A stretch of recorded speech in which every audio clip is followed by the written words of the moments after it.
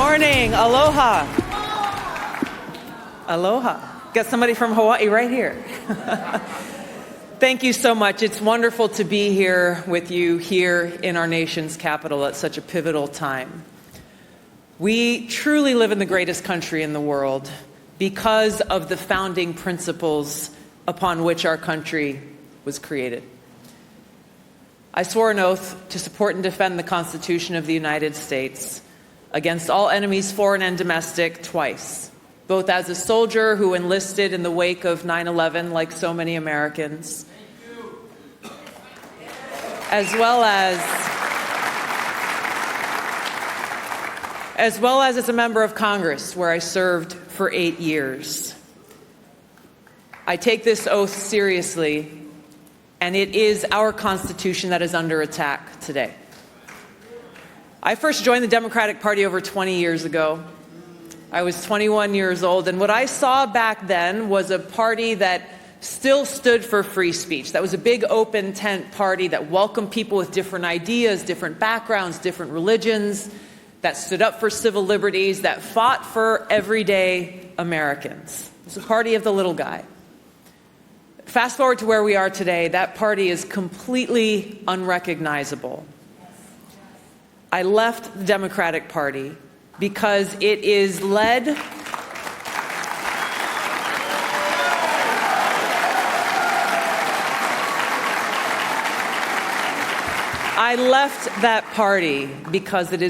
by an elitist cabal of woke warmongers.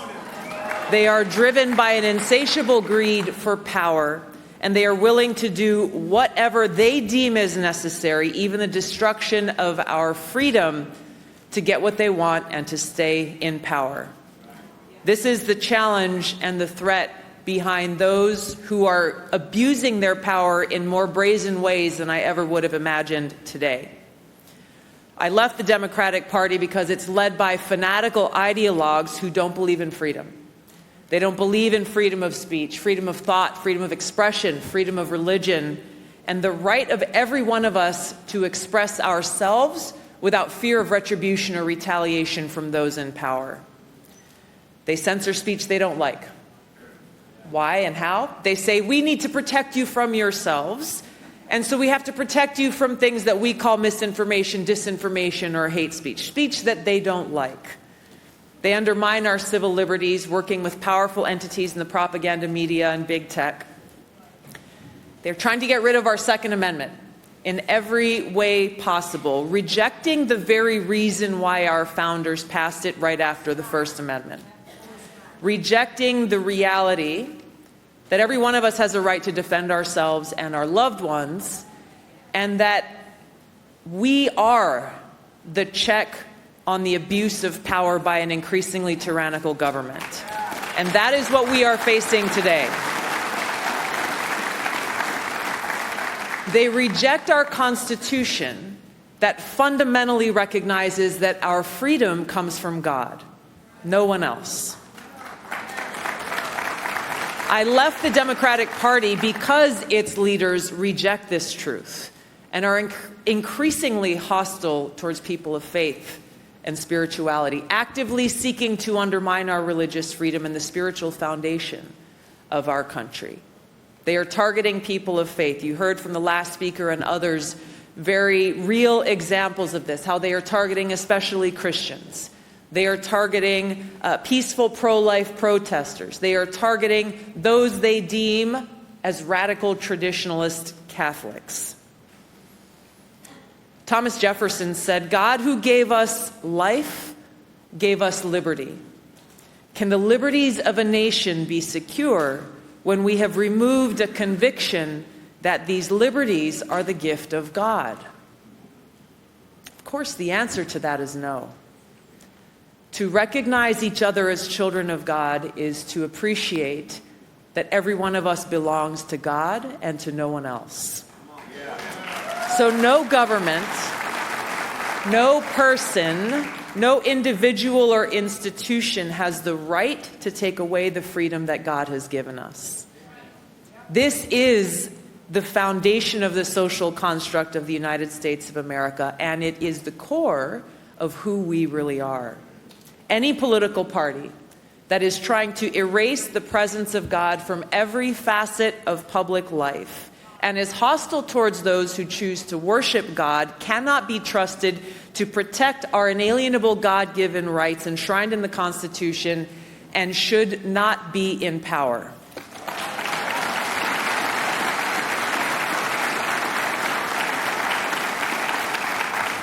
These are just a few of the reasons why I left the Democratic Party and why many people across this country are doing the same. They recognize the great challenges that we face as a country. They recognize how powerful the forces of darkness are. They recognize how the Biden-Harris administration and their allies are taking unprecedented action to destroy our democracy, to undermine the rule of law, by politicizing the justice system to go after their political opponents. Foremost among them, former President Donald Trump. What is the effect of this? The effect of this is essentially they are stealing our democracy. They're taking away our right, our fundamental right in this free country to make our own decision for ourselves, who we want to be our next president and commander-in-chief. This is not what happens in a democratic republic. This is what happens in a banana republic. And just as we see in these banana republics around the world, in dictatorships in other parts of the world, there are very real consequences to these actions. It creates this culture of fear amongst the people. Fear of political retribution, retaliation. Fear that those in positions of great power and authority will use their power against anyone who dares to challenge their authority.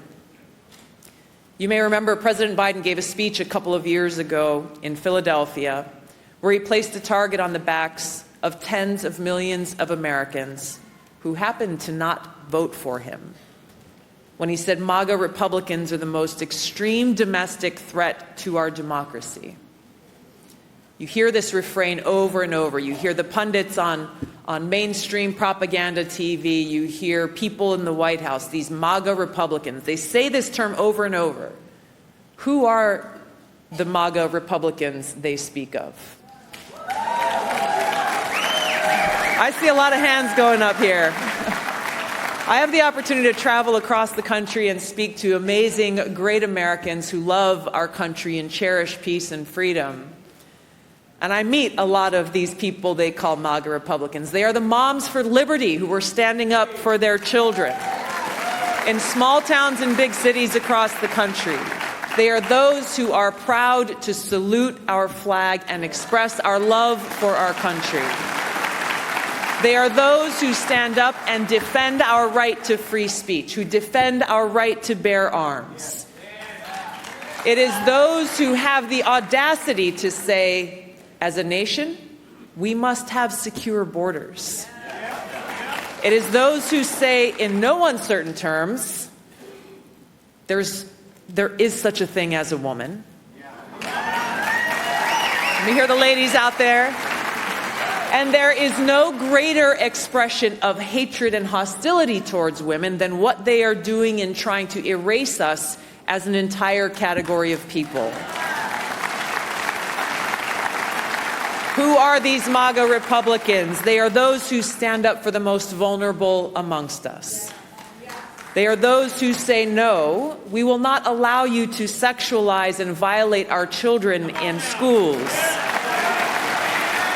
They are those who are saying, you must stop tearing us apart, fomenting racism and hate by racializing everything, betraying Dr. Martin Luther King Jr.'s dream for us.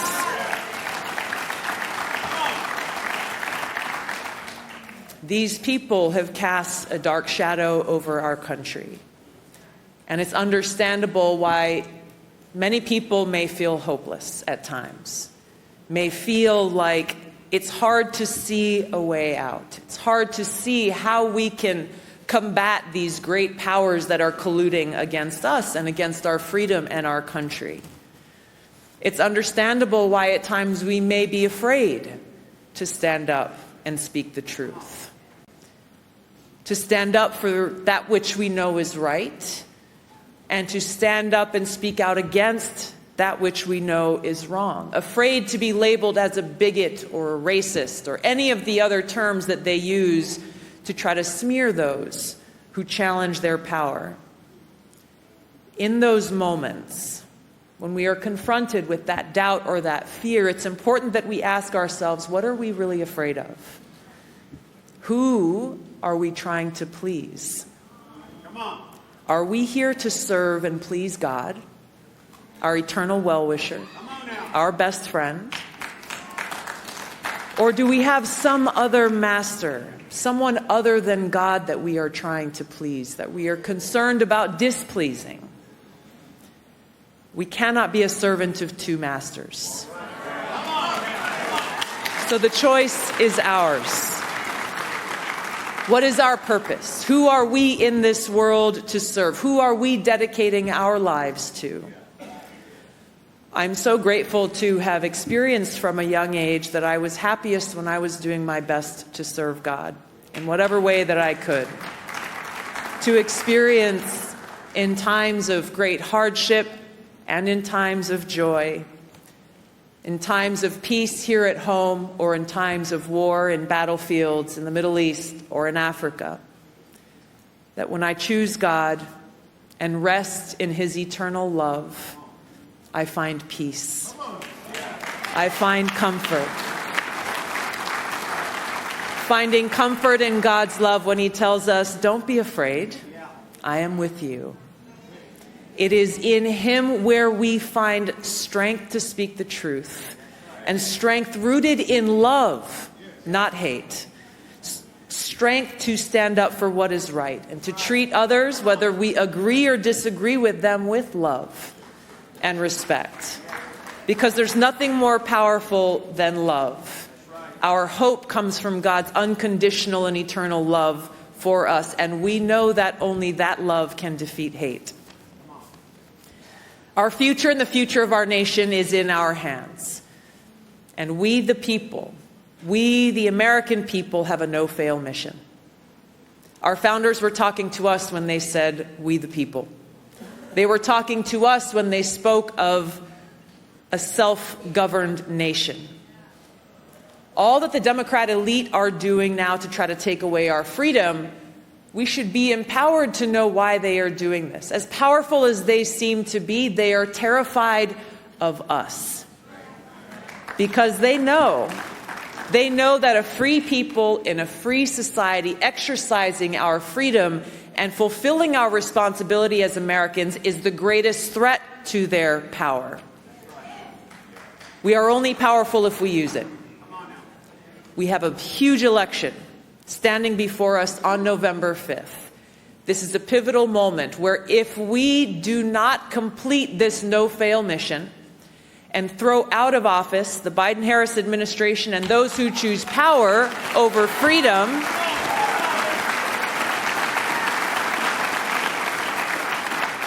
if we fail in this mission, I fear we will wake up on the other side of this election, speeding towards a country that we will no longer recognize. Now, we might not agree on every issue.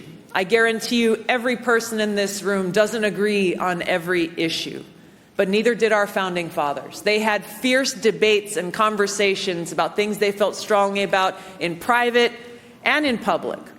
This is the vibrant marketplace of ideas that is the foundation of a democratic republic. They came together around the most important things, the founding principles of our country. And so the message that we need to carry out as you leave this amazing conference inspired and energized is to reach out to others who may not know what to do in this election, who feel politically homeless, who recognize that our country is headed down a dangerous path, but don't quite know what to do. Reach out to them and encourage them to join us around these founding principles because of the essential task before us to defend our freedom. Now, God has given us free will. In these coming months and throughout our lives, we can choose to hide in the shadows and cower in fear, or we can choose to act and lead with love. We can choose to elect leaders who are committed to the Constitution, putting the interests of the American people and our nation first. Choose to fight the darkness of fear and hatred with the light of courage, love, and respect. Have faith that the light of God's unconditional love burns brightly in every one of our hearts and will give us that strength and that clarity and that true happiness that we seek, and that He will guide us every day, every step through these dark times to the bright future that our founders envisioned for our great country. Let us never forget, we belong to God and to no one else, and by God's grace, we are free, and we will remain free. Thank you all so much. God bless you. God bless America. Aloha.